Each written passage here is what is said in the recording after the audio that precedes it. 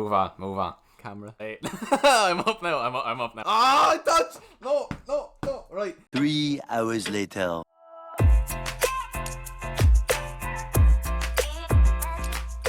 What's going on, everybody? My name is Matthew. Welcome back to my channel. Today we have a very special video with a very special guest, one of my buddies all the way from Ireland, Jack Spencer Investing. If you want to wave, say hi to everybody in the camera. Hi everyone. So I'm super excited for this video because, as you know, I always want to present both sides of the argument to you guys, and I feel like I didn't do a super good job of that with my last airline video talking about why I'm more on the bearish side. So we got Jack here,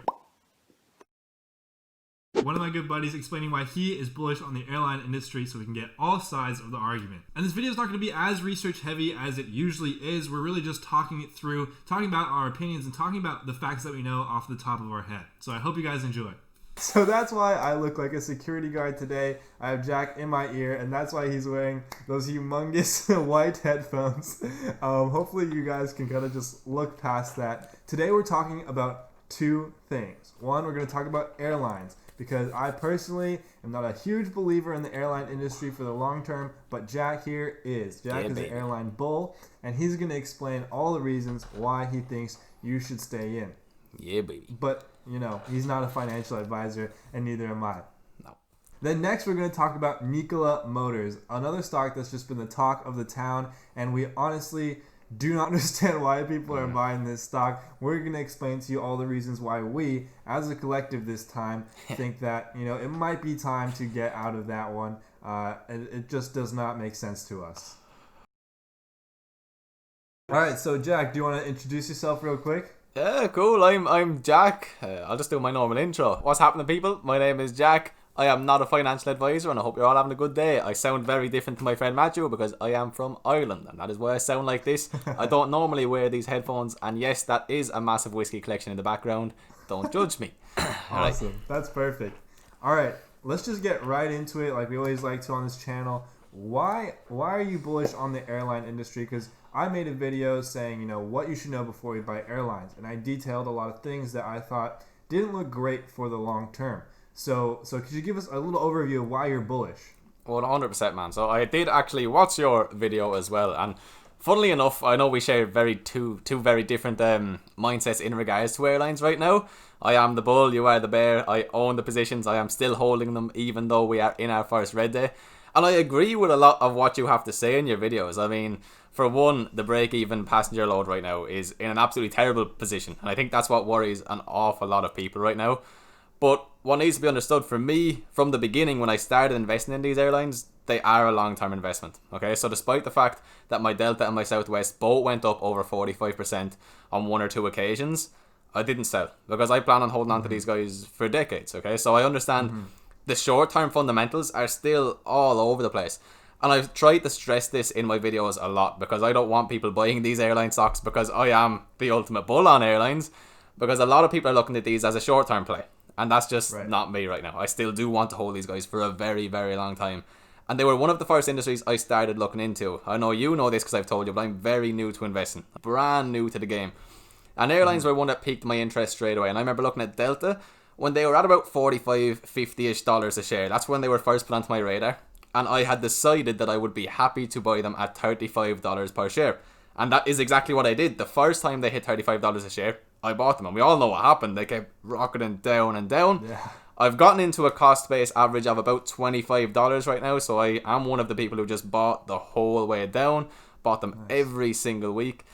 I have had a little bit of a break from buying them, even though they're still at a price point in the long term I do like, because similarly to you, I don't think the worst is over, and I actually don't think the rally has been justified. Even if I am the biggest bull in the world, I don't think it makes a lot of sense.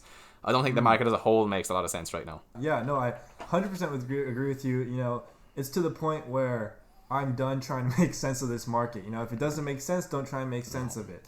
And I think we're in an extremely unique situation, and that's something I kind of want to talk about as like a warning to a lot of new investors, because a lot of people, just like you, are getting into the market like just a few months ago, and I'm not going to pretend like I'm some like old sage, like wise man. I've only been in the market for I've only been in the market for like a year and a half, but I can tell you that this is not what a normal market looks like. I'm sure you know that. Yeah. And I just want to make sure everyone knows that. The market's not always like this. It's not always easy money. So just keep your wits about you, and I know that's what you're doing. So that's why I want to ask next. You said this rally is not really justified. So why do you think that? When do you think this rally is going to be over? And you said you're holding long term, but are you going to be trimming some positions?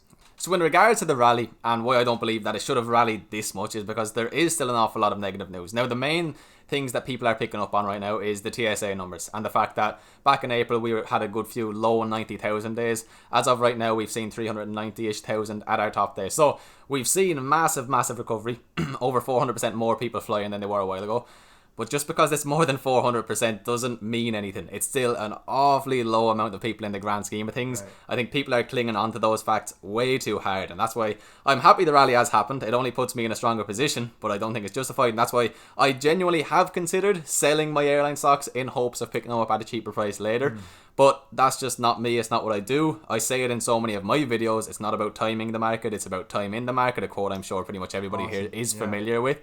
So I've thought about it. Obviously the fact that I'm down 8% today in pretty much both of my airlines, it's not something you want to see, and it's something that potentially could have been avoided. But just as easily, man, the market makes no sense, as we've already said. I could see another 10 to 15% increase tomorrow. So with me personally, I won't be trimming positions. Literally only today I did make this decision, unless something crazy happens. You know what I mean? So right now there's a lot of positive news happening, so I don't see any reason to trim positions. But if a second wave is to come, I think that's the question on everybody's lips, especially in regards to anything in the travel industry. Airlines being right at the top of that list.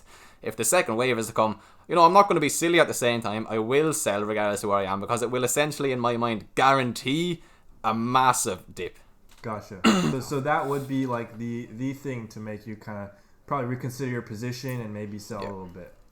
100%. If the second wave was 100% on the way, I would most certainly take some profits and run, and essentially keep that money I sell in order to get in at a lower price, because I do always want to be owning these airlines. So I wouldn't be selling and running, I would be selling to just lower cost basis. That would be my thought process. Okay. Yeah. No, that totally makes sense. And I want to ask you the opposite. Like, as I mentioned in my last video about my Roth IRA, well, a lot of my points would be invalid if we got a vaccine. So what is your take as a bull if we get a vaccine? Are you going to buy more, just hold on? Where do you expect airlines are going to go from there, etc.? Okay. If we get a vaccine, to be honest, that in itself won't affect what I do whatsoever. I don't plan on buying any airline stocks as of right now, okay? To know when I'm going to buy airline stocks again is very tough to say, because already I think we're at essentially fair price in a market where nothing makes sense. I don't want to invest in things that are fair price in a market that makes no sense, because there are so many things that aren't fair price, that are undervalued in my eyes at the least. If we get the vaccine, it's going to be fantastic, and the odds of me selling or trimming a position would be very, very low. The vaccine in itself won't make me buy more. The only thing that would make me buy more is, like, literally if the virus disappeared off the face of the earth. You know what I mean? That's when I will buy more. Or if I see an absolutely massive dip. You know what I mean? So there's two scenarios. One on the way down that I just explained, kind of in the last thing we spoke about. And one on the way back up when there's pretty much no bad news left. Like, if you watch me personally, if you know me, Delta is the biggest position in my portfolio. I don't really need to get any more money into airline stocks right now, or else I will start throwing my portfolio all over the place. Yeah. And I'm going to play in the middle of the road, kind of advocate moderator here. There is still a lot of upside left on these stocks if you're simply looking at where they are compared to their all-time highs. A lot of them are still down, maybe 50% from all-time highs. So do you factor that into your decision making, or is it all just based off like the fundamentals and facts and news? Both, you know what I mean? The fundamentals obviously are the most important thing. I know we may have some disagreements on certain fundamentals, but to me they make sense from a long-term point of view. The fact that they are still down so much helps me absolutely massively, but it's not the only dictating factor. If that was the main dictating factor, right now I'd be in Spirit, you know what I mean? I wouldn't be in Delta. I definitely wouldn't be in Southwest Airlines, because they perform the best. So it's a mixture of both, I just want to find the value. And to me, the reason Delta has always been my favourite is because they don't carry the most passengers. Actually, American Airlines carries the most passengers, but Delta is very close behind. Delta is the most profitable airline in the world as of last year, I believe it was. They had the most profit by far of any other US airline. They just made sense fundamental wise. Now, the industry as a whole, fundamentals may be slightly all over the place. I do understand that, but in a game where I want to get into an airline, Delta made the most sense. And then I saw Southwest as the most defensive airline of the big US ones at the very least. I know a lot of people will bring up some of the UK ones. I haven't found as much value in any of them. I know a lot of people bring up EasyJet. If I was to invest in the UK one, I do like the look of them, but nowhere near as much as these US ones. Yeah, no, I actually really like the way you said that. You explained it really well, where you picked the best of breed. You know, you picked Delta, which has performed the best financially, but then you also picked the one that's going to survive. And I think those, if you're going to pick two stocks, those are the ones you have to pick. Because if the other airlines go under, guess who might buy them out, who might take over their business? It's these other guys who survived, right? So I think you're putting yourself in a really good position. Even though I personally might not be investing in airlines, I fully support your decision making. It makes a lot of sense to me. And thank you for sharing that with all of us. 100%, man. All right, guys. And lastly, I want to just circle back to Jack's perspective. Are we going to see the end of a rally?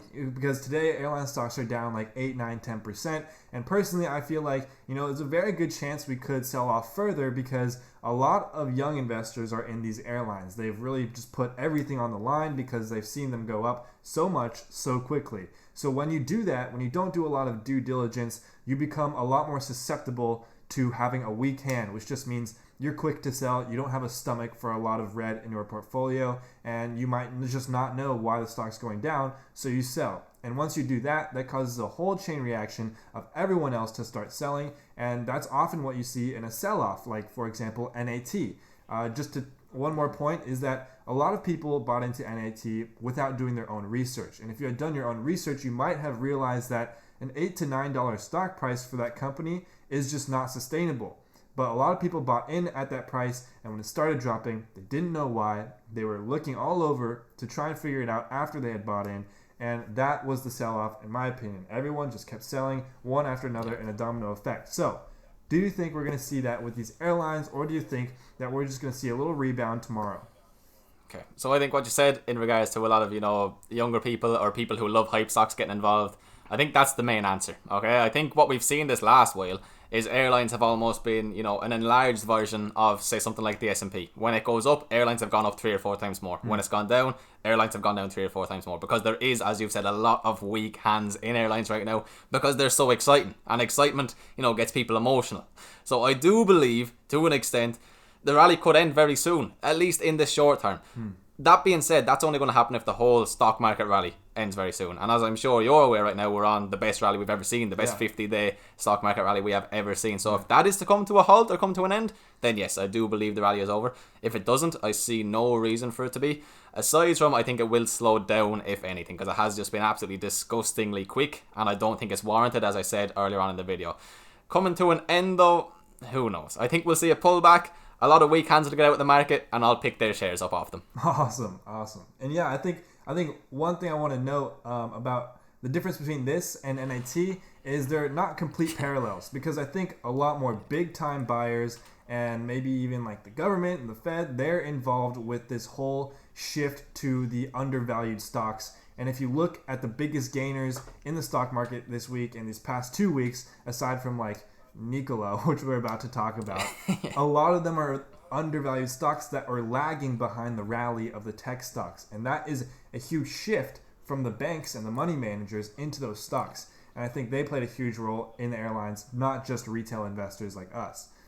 All right, so now before we get into Nikola and our analysis of why, whether or not you should buy, sell, or hold, I think Jack has a very important message for us. Is that right, Jack? Look, there's 2 things that have to be said in every video, okay? One is that I'm not a financial advisor.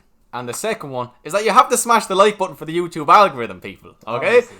You don't even know how long it took us to just figure out how to speak to each other on a screen. The least you could do for Matthew is drop the video a like, help it do well in the algorithm, help the man out. Of course. Thank you, Jack. And guys, make sure to go check out Jack too. He does daily uploads with awesome energy, always brightens your day. And of course, come on, you gotta give him the accent, man. Come on. Thank you, bro. It's the accent. That's the only reason I have any subs, is this accent, man. All right, Nikola Motors. And I actually Jack doesn't know about this, but I actually have a little skit that I put together yesterday. It's about understanding Nikola's fundamentals through a pretend doctor visit. It happened when I was awake at like 2 a.m. I don't know what I was thinking, but if you want to stick around for that, that'll be at the end of the video. I look forward to seeing this. But Nikola Motors, yesterday, it was up 103% during the day, and then it went up another 20% after hours. Today, it went down to about negative 6% after market open. Then it bounced right back up another 7-8%. And honestly, Jack, I don't know about you. I'm at a loss, man. I don't understand why people are buying this thing. No. Nikola Motors, right? They make Delta look like Johnson & Johnson. You know what I mean? It's just like these guys make no sense whatsoever to me, man. Yeah, and let's just get a couple of facts out there, guys, right? We all know, or at least I hope you know, they have no revenue. They have no sales. They have no real product, right? Even if they had a real product, they're a hydrogen fuel cell company along with EV. But if they were to produce hydrogen fuel cells massively across the nation, they need to build the infrastructure for hydrogen fuel cell like recharging stations or however it works, like basically gas stations for their type of car. Do you know, like, that's not going to be quick. That's not going to be quick. It's going to take a while. Like, very expensive, you know? And guys, their market cap right now is at almost about $30 billion. and to put that in perspective, you know who else has a $14 billion market cap? This means that Nikola Motors is worth 2 times this other company I'm about to talk about, United Airlines. So you're telling me that an airline that flies thousands of people and thousands of planes through the air efficiently every single day is worth 2 times less than a company that's pretty much just a concept at this point. Yeah, it is no more than a website and a concept. That is exactly what Nikola is right now. I understand, you know, if you want to be a speculative investor and you think this could be the next Tesla, it could be the next big thing, fair enough. But to me, it makes no sense. If I was in it, there was no way I would still be in it. I would have been gone at the click of my fingers if I had have seen a 100% return on a spec stock. So another piece of news, I guess you could call it, for Nikola is that they surpassed the value of Ford, I believe. And the CEO, he talked about, you know, this is a dream since I was a kid. And all that means is that their market cap, their stock price times the number of outstanding shares, is greater than Ford. And it doesn't mean that their company should be worth more than Ford. Ford is one of the biggest auto manufacturers out there. It's been around for literally decades. This company strolls along and says, I got a bright idea. And now suddenly they're worth more. Just try and make sense of that. I know, bro. I know. Yeah. And I think this is another hype stock where there are loads of weak hands just waiting for that first red day, ready to sell. And I honestly do not understand the fundamentals here. I think, Jack, you and I are both very rational investors who try and make sense of everything. For example, Hertz. Hertz is going bankrupt. Yeah. Right? They literally declared bankruptcy, but their stock is up 888% from its lows. It's a snack. It doesn't make sense, man. No, it doesn't, man. No. I keep getting questions about Hertz as well, and I don't even know what to tell you guys. Like, I don't see the point in looking into a company who has filed Chapter 11. Like, it doesn't make sense. Yeah, and literally, I was kind of making a video on Hertz last night, and I said, you know what, I'm going to do a little research. It took me 5 minutes to learn these 3 things. Look, you guys are getting a little bonus in this video here. We weren't even planning on talking about Hertz, but it took me 5 minutes. The first 2 articles that come up when you look up why did Hertz stock go up, the first 2 articles tell you that 1, Hertz filed for bankruptcy May 22nd after the closing bell. 2, Hertz is riddled with debt. 3, insiders, the VP of Operations of North America sold 12,000 shares. Members of the board, directors are selling thousands of shares. Then the second article tells you that there's pretty much no scenario where the value of the stock does not go to 0. It's highly, highly unlikely. And they spell it out for you. And then at the end of the article, they tell you that one of the world's top investors sold his almost 40% stake in the company when they filed for bankruptcy protection. That was bankruptcy protection. And they did end up filing for bankruptcy. It's just things like this I just don't understand. No, I don't get it, man. I am very practical in the way I like to invest. I like to invest in companies that are easy to understand and just make sense. You know what I mean? And a company like that right now, how does it ever make sense to invest in somebody who has to file bankruptcy? It just doesn't make sense. But if you guys have made money in either of these stocks, congrats to you. I'm glad that you were able to make some money. That's huge. But just know, from a fundamental standpoint, we don't understand it. And going back to Nikola, I wish I could give you guys more digestible research, but the fact is, there's not much out there. No. And I mean, if you go and look for their quarterly report, it's not there. They don't have one. They don't even have like a little bit of any financial history that you can really dig into. And except for all the negative money that they have. Oh, that's all. Oh, right, I forgot about that. That's all. Except for all of the losses. That's all. Yeah, and yesterday the stock went up 100% based off of a tweet. So we do have that, and that tweet didn't even say you could pre-order. It said this is when you can pre-order. It just gave us a date. I think this is a definition of a hype spec stock. I think it is already had its time. What do you think, Jack? I completely agree, man. Back when they first came out, I made a video about them because obviously it was a hype stock, it was a spec stock. That's what we do on YouTube. We speak about these ones that have a lot of people talking about them. And back then, I was kind of the opinion, yeah, it could turn into something, but right now there's really nothing to say that it definitely will. There's absolutely nothing to go off except for a website. That was literally it, a website and some sort of a management team that since has changed drastically. It made no sense to me then, and it makes far less sense now at this price point. I totally agree. And not to say that we don't think this company is going to succeed in the future. I think we're just saying, and Jack, correct me if I'm wrong, but I think we're just saying that this valuation is way ahead of itself. Yeah, definitely, man. Like this could be amazing. It could be the next biggest thing. It could blow Tesla out of the water. We could look back at this video in 10 years and be like, damn, we should have invested everything in there. Yeah. But as of right now, that's not what we do. As a long-term investor, you don't put a lot of money into spec stocks. 1 out of 10 might be, you might hit the gold mine, but most of the time, you're going to be filing bankruptcy. You know what I mean? So that's what the way I see it is like, obviously it has insane potential. Any idea has insane potential, but to me, that's all this is. It's an idea, and you could go invest in a million different ideas right now that could give you the same return. 100%. And with that... And now the real reason why you guys are watching this video, here's the skit. Let me nonchalantly explain to you how crazy this valuation is through a pretend visit to the doctor. How's it going, Doc? Hey there, my name is Dr. Mitter. This is my that? stethoscope. I am a trained professional in assessing companies in fake skits, and in real life, I am not a financial advisor. So, Mr. Nikola, I have some good news and some bad news. Which one do you want to hear first? Give me the good news first. All right, good news it is, Mr. Man. Good news is your market cap is at $30 billion. Test results came in, and it dramatically increased today. However, the bad news is you have no sales, meaning you have no revenue to support this level of market cap. You have no real product, just prototypes. You've made negative dollars so far, which is extremely unhealthy. It says here your CEO's only notable thing on his track record is starting this company, and then it says in parentheses, company is generous, whatever that means. It also says somehow your CEO thinks he is better than Elon Musk. I don't see how that's relevant, to be honest. It will literally take you years for you to even come halfway close to profitable.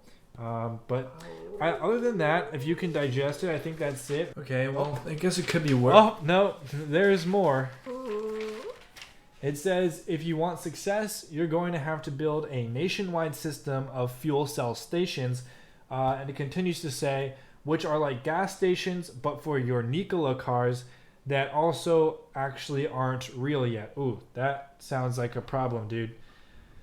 But there is actually two more pieces of good news. All right, let's hear it. The good news is Elon Musk built a national system of power stations for Tesla, the company that you are often compared to.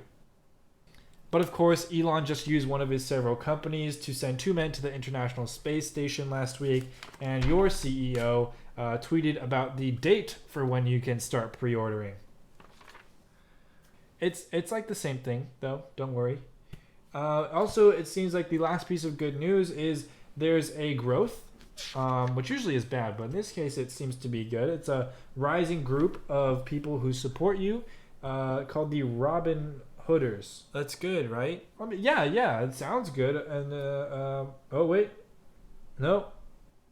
It says here that many, not all, are easily swayed by headlines designed by market makers to get them to buy stocks. It leads to your value being overinflated. In other words, you're getting too big. Okay, how do I fix this? Okay, it says the remedy is just 10 minutes of independent due diligence and a shot of reality check. That shouldn't be too hard. I'm totally going to get sold off. And scene. Thank you, everybody. Jack, do you have any last thoughts for our viewers today?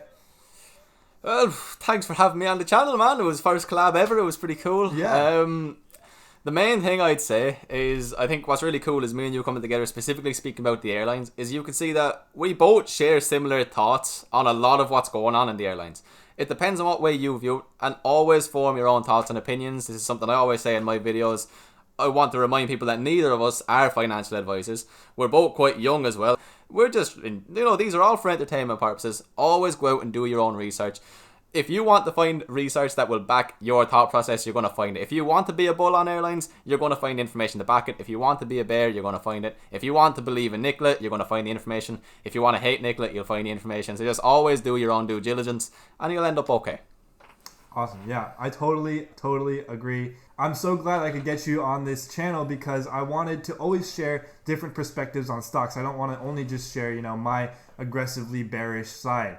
So it's awesome to have someone so knowledgeable also come on and talk about the bullish side, because I think there are always two sides to an argument.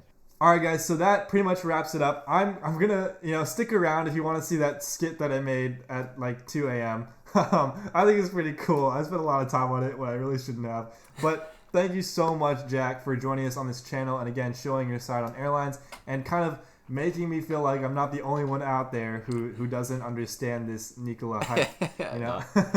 Thanks very much for having me, man. It was very fun. I enjoyed myself. It's nice to not just speak to a camera by yourself for once. Yeah, definitely. As always, we're gonna end this video with the quote of the day. Jack, do you want to do the honors? I'll do the honors. I'm gonna have to look over here. Okay. Know what you own and why you own it, by Peter Lynch. That's a beautiful quote. Thank you. Well, actually, I should be saying thank you to Peter Lynch for saying it. Yeah.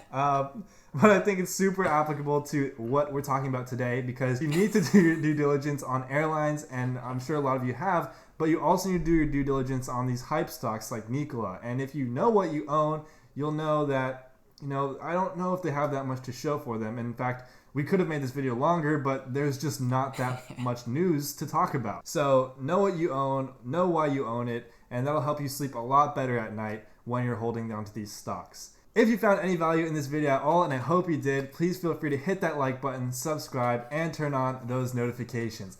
What else am I going to say? As they have been for the past couple of weeks and in the last few videos, there are going to be links in the description below if you want to support the BLM movement or the protesters. And with all that being said, thank you so much for watching to this point in the video. You guys are the real MVPs. And as always, don't forget your peace and thank yous.